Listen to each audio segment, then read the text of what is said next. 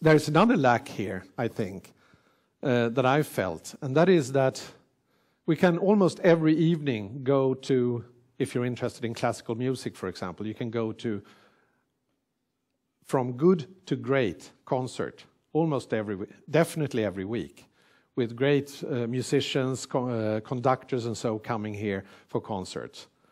And but I mean, it's not that often that we get a chance to see really great world-class art in Hong Kong, especially not outside the auction previews and the art fair. And so in a commercial context. And of course, I think it's really great. Now I know that we're getting both a Picasso exhibition from Musée Picasso, and we're getting a Warhol museum from the Warhol exhibition from the Warhol Museum. And that is definitely a step forward, because that means that we actually get to see the real things, not just illustrations, or just not scattered works here and there that we see when we travel.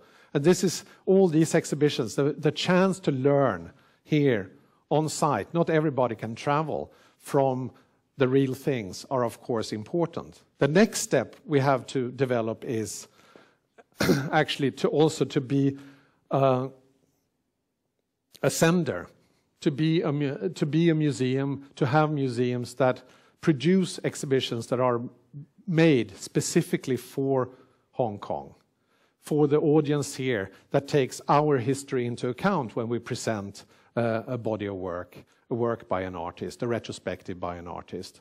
And that's the next step, and we need to get there as well, and that's our ambition. This is a side story, but once upon a time, a long time ago, as you may or may not know, Stella actually had a perfect Swedish pronunciation of my name.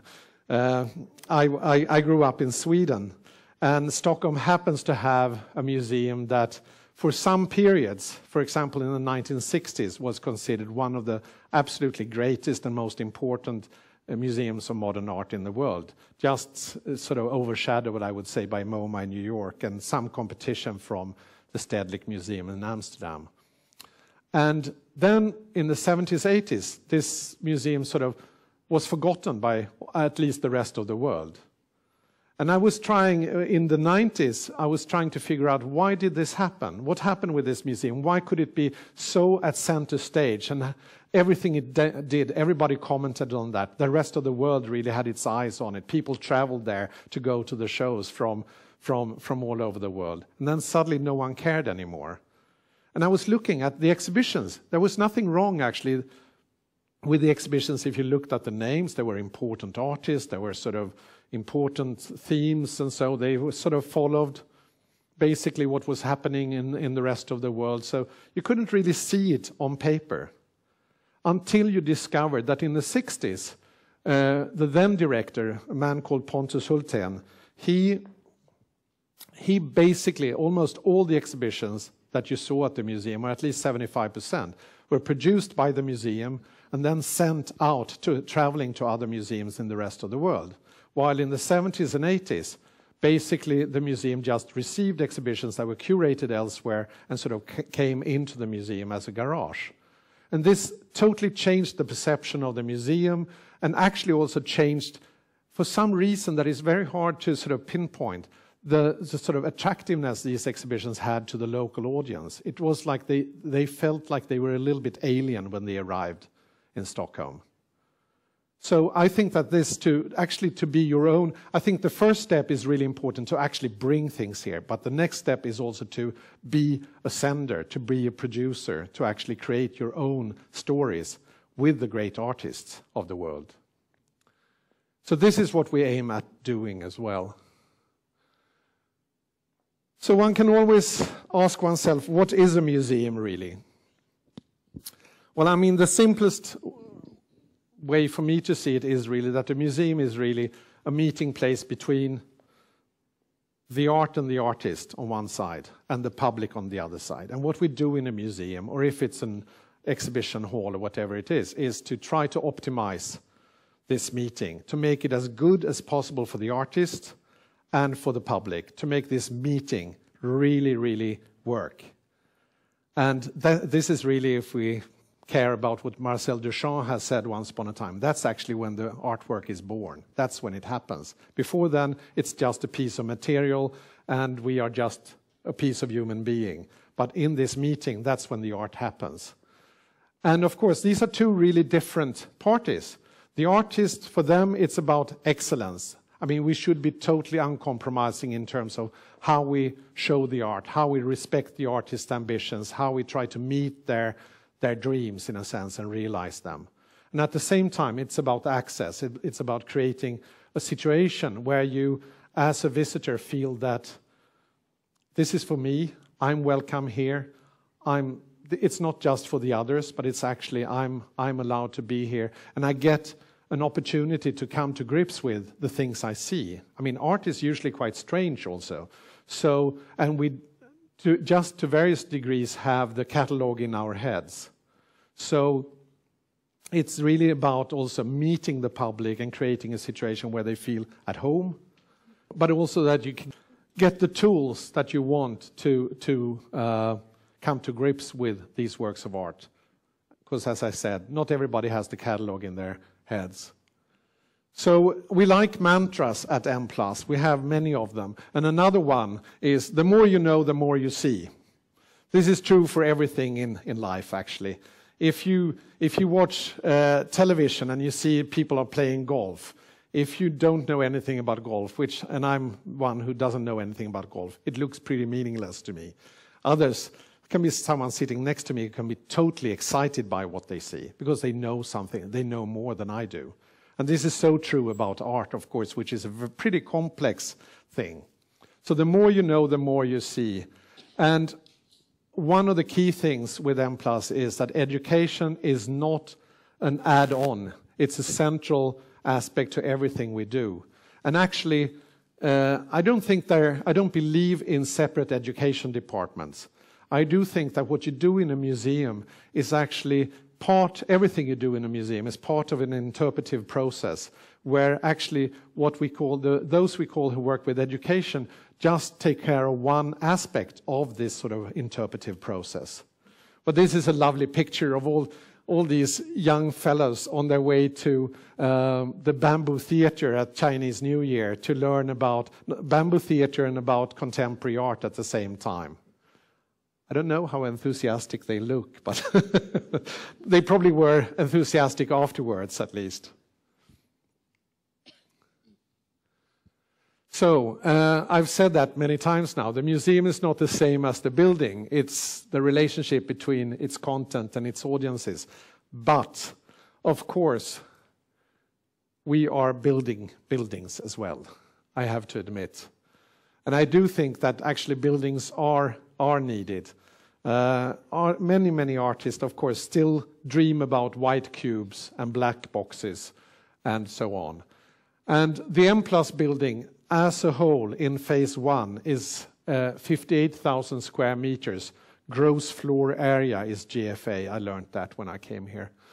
This is something that's good to know also when you're renting in a flat or something like that. Doesn't mean that you get it necessarily. And of this is, depending on, of course, the final design, about 17,000 square meters is exhibition space. And then someone said, oh God, do you need that much? And actually we went through some exercises before we determined this size. And I mean, it's one thing, this is, I can say, just for comparison, this is about the same size as the Museum of Modern Art in New York. And it's a bit bigger than the present, or actually much bigger than the present Tate Modern, basically the size of Tate Modern after its expansion that is planned to be completed in 2016. But the difference, of course, with our collection is that we will not have lots of Picassos and Braques and small paintings of this size. There will be a lot of, say, Chinese contemporary art, or for that sake, Hong Kong contemporary art or so. And some of it, Hong Kong artists are usually not as space hungry, for obvious reasons, as Chinese artists are. But many of these works can be one work, 200 square meters. In 200 square meters in a classic modern art museum, you can squeeze in like 20 paintings or something like that. So the ratio is totally different. So if you take that into account, that we're going to show large-scale installations and also lots of other types of media, we're quite convinced that we will be needing this relatively fast. Also, there will be, in these 58,000 square meters, there's a big conservation storage facility and workshops and so forth. There will be outdoor plazas, of course, in the whole West Kowloon area. The M+ public art program is, of course, also so there will be sculptures out in the park, in the whole West Kowloon area. And I might come back to that a little bit later. And then it says 5 art pavilions, the first in 2014. And that's not really the museum. In 2014, it will be like our first little start, and we will actually pretend it's a tiny little museum building. And it will be there in the park, next to, relatively close to where the big museum building will come.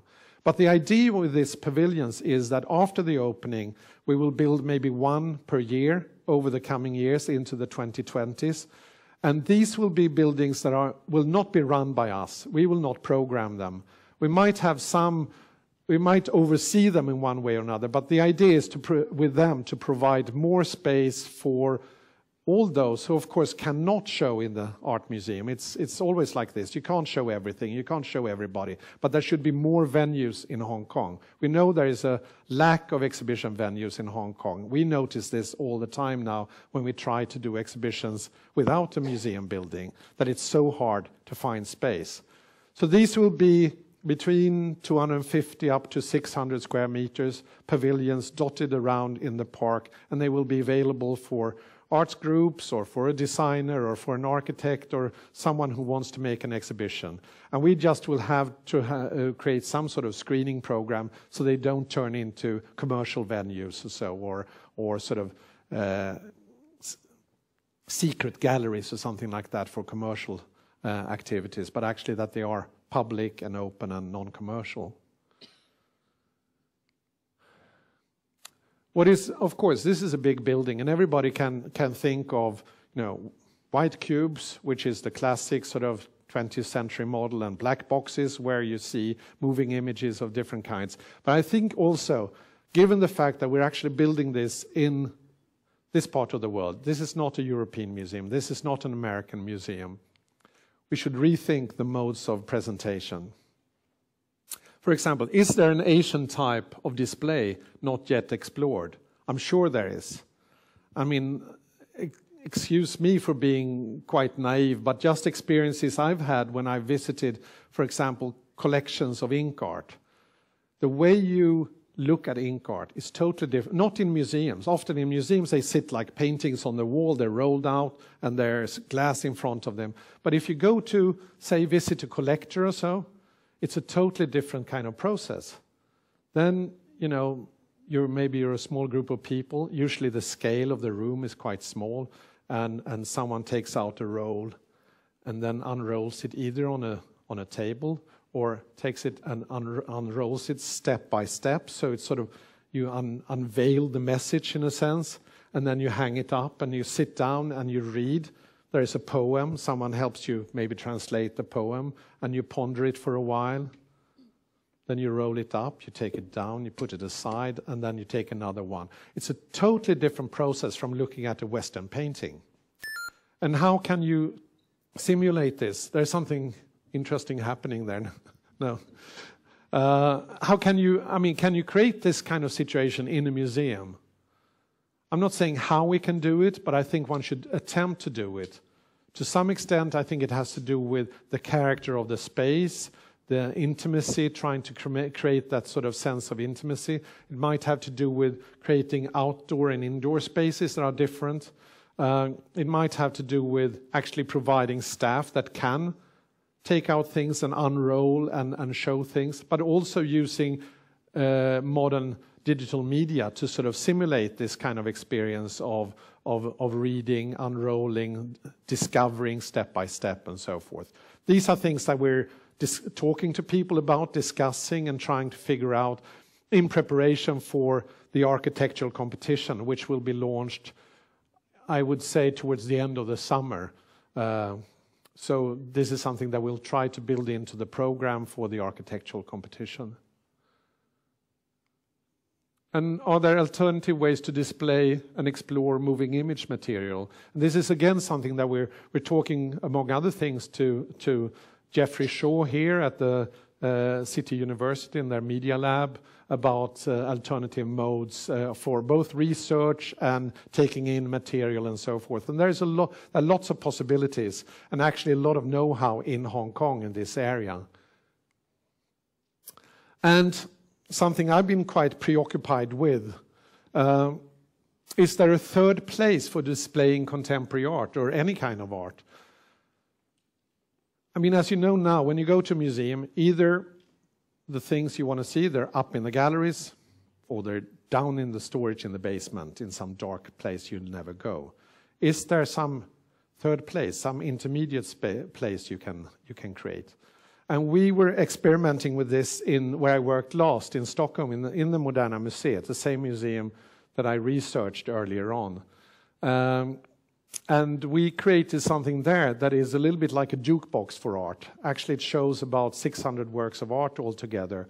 And you basically have a touch screen, and you choose what you want to see, and the screen comes up. And we have a little film clip, so I can drink some water, and we see Renzo Piano, the famous architect who actually helped us with this, and did this on a voluntary basis, created this little jukebox for us. Tell us about it also.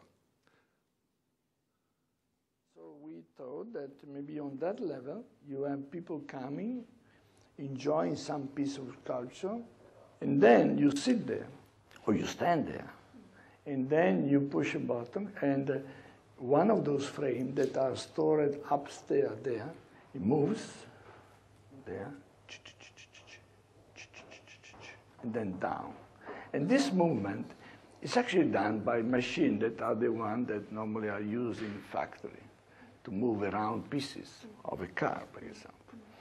In fact, they are done by those. And they have a beautiful sound, because it's a sound of something moving slowly. And, you know, so the idea that you sit there and you feel something is coming. It's coming. Wait another second. It's coming. It's a kind of ritual. And when the piece comes down, the light is there. You sit there and you observe. And then, okay, then at the right moment, piece goes back. Again. Back. And then you call another piece, or you call another family of pieces. And then you start again. This idea is a kind of ritual. You have a time in between. You don't move yourself, you move the piece of art. And this is not, but you know, this is... It's like sitting on the restaurant and a little bit, isn't it? You sit and you order something and you wait for something good to come. Waiting for the little grappa, yes, yes. It's a kind of active system. It's active. It's implying also from you a choice. You can also do something very simple. What I guess will happen, that you as a curator will decide that one frame will bring such kind of piece and another frame will take another.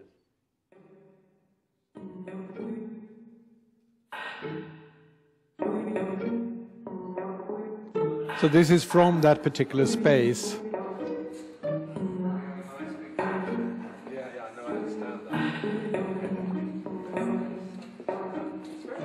It was also a library and so on. Or is. Det känns fantastiskt att kunna förverkliga en sån här sak, att skapa ett visningsmagasin. Swedish. Det är ett tillskott till idén om konstmuseet, tycker jag. Alltså en ny aspekt utav idén om konstmuseet som det är fenomenalt att kunna göra. See where it comes down. And this is a very Pontus wall, isn't it? This is a very Pontus wall, yeah. En ny möjlighet, en ny generositet. Vi kan visa mer konst, vi kan göra mer tillgängligt. Vi kan i stort sett dubbla det som man kan se i museet. Jag tycker att det är fantastiskt, jag är jätteglad och just jag tycker att museer ska vara generösa. Och det finns en sån grundstämning.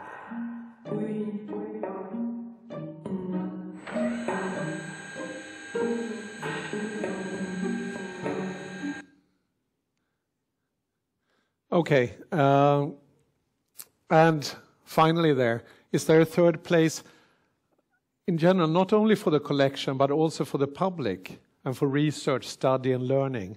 And what I'm thinking about is that in museums there is, actually if you read those figures, there was like, 58,000 square meters and there's galleries 17,000. Of course there's a lot of lobbies and corridors and restaurants and whatnot as well. So it's not like everything else is back of house. But there is this division usually in museums between back of house and front of house. And there are lots of exciting things that happen in what is called back of house. For example, conservation. Can the incredibly interesting conservation processes be made more visible? There are museums that are experimenting with that. Are there other aspects of the museum? Of course, library, archive. It's about creating some greater sense of transparency and accessibility for the museum. And we're looking into that and really aiming for that as well. And of course, I've talked about the museum building now. We should remember that we live in a very digital age. And I think one can say that, well, the museum building will have a parallel space or another space which is digital simply, a digital museum, something that we will start developing in parallel to the museum building. So they will grow as one in a sense. And it should be as seamless as possible between these two parts as well. And then, of course, public art. The museum doesn't stop just because you go out of the door, in a sense, or because you click off your computer or your iPad or whatever you have. But actually, when you're to start with in West Kowloon, of course, you should go out, you should come out, and there should be art. The whole place should be actually vibrating of art. And we are beginning to have already started to plan for the first parts of the park and for the landscape. And already in that phase, are we taking into consideration, are going to involve artists? So art can be an integral part of the landscaping of the whole area. So it's not just another Hong Kong park. It's actually going to be an art park or a cultural park. Of course, full of performances and so forth as well, because one of the amazing things with building a museum in West Kowloon is that you don't only can create a museum that is integrated where the different sort of visual art forms can interplay, but of course we'll be surrounded by performing arts which also can interact with each other between. So all these sort of borders can be broken down in an amazing way in West Kowloon. This is just a picture of Chris, as it says, Chris Burden's Urban Light outside Los Angeles County Museum in Los Angeles, obviously. And it's just an interesting example because when the museum was commissioning this work, which is made up of old discarded lamp posts from Los Angeles, from central Los Angeles, and when they were collected and they were renovated, and it turned out to be a pretty expensive project, and also the artist is not an inexpensive artist, so to say, so it was a very expensive and the museum didn't have the funds. What they decided was to take some of their marketing budget and pay for it as well. And it turned out it was the smartest thing they could ever do, because this has turned out, this is the single most sold postcard from Los Angeles. So, and this image says Los Angeles to a lot of people now. And of course it also says Los Angeles County Museum all the time. So I think public art can really make a difference in terms of signifying a place as well. So, if the building is not the same as the museum, why don't start doing projects now? Well, that's, I expected that question from one of you at least. And of course we already have. We began on a very humble scale, I should say, in January with the Bamboo Theatre exhibition. Some of you may have been there. There were actually about 15,000 or 14,000 people who came over a long Chinese New Year. We had showed Michael, we all commissioned these works, the portraits of Cantonese opera performers by Michael Wolff, an artist living here since a couple of decades. Xu Hua made this fantastic lantern, the harbor viewing tower, which of course was lit from the inside and looked glorious in the evening. Gaylord Chan, another of the great Hong Kong artists, made a New Year trophy set of 12 times 4 banners, I suppose is the word, or flags, hanging around the Bamboo Theatre. And also we had a Bamboo Theatre cinema where we showed Hong Kong movies relating to Cantonese opera in different ways, where actually 4,000 people came during a marathon screening on the last day of the Chinese New Year. That was quite amazing thing. And it also shows that we're not only about traditional visual art, but also moving image and other aspects of visual culture is always involved. And we have coming up Mobile M+, the first under heading that we will use in the future, also Mobile M+, Yamate. And it's going to take place in, I think it's 6 different locations in Yamate, and we will announce more in detail where and how and so forth. But it runs between the 15th of May till the 10th of June this year with 6 Hong Kong artists also. So, thank you very much, and see you in May in Yamate. Thank you.